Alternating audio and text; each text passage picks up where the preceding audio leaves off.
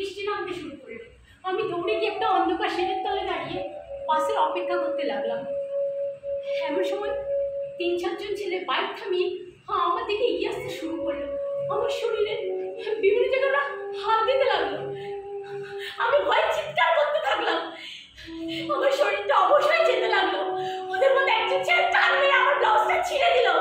আমি ওদের ভয়ে চিৎকার করে দৌড়াতে দৌড়াতে একটা গাড়ির তীব্র হেডলাইট আমার চোখে এসে পড়ল।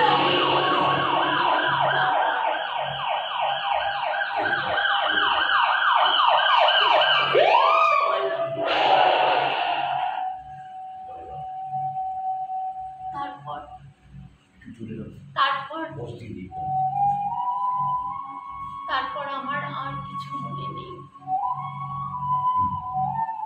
পরে জ্ঞান ফিরতে শুনেছিলাম একটা পুলিশের জিপ ছিল, তারাই নাকি আমাকে হাসপাতালে দিয়ে আসে। ওই সেই ব্লাউজ যেটা ওরা ছেড়েছিল।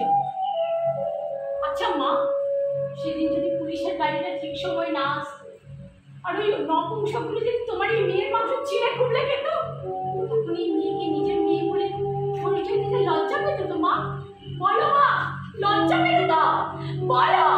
সোনালি, সব গুলিয়ে ফেলো না। মুড়ি আর মিস্ত্রির দর এক নয়।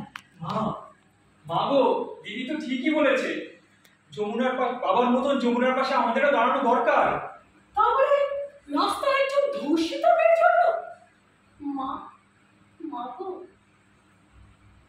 এটা দেখতে আলাদা করো না মা। তোমার তো দুলা দাও না তুই এই সমাজকে। লোকে তোমায় মনে রাখবে মা, লোকে তোমায় মনে রাখবে। মা, যমুনা রাইট?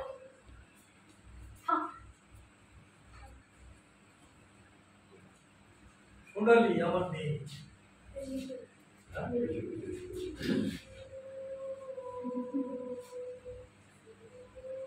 আমি এখান থেকে চলে যাচ্ছি না। আপনারা সবাই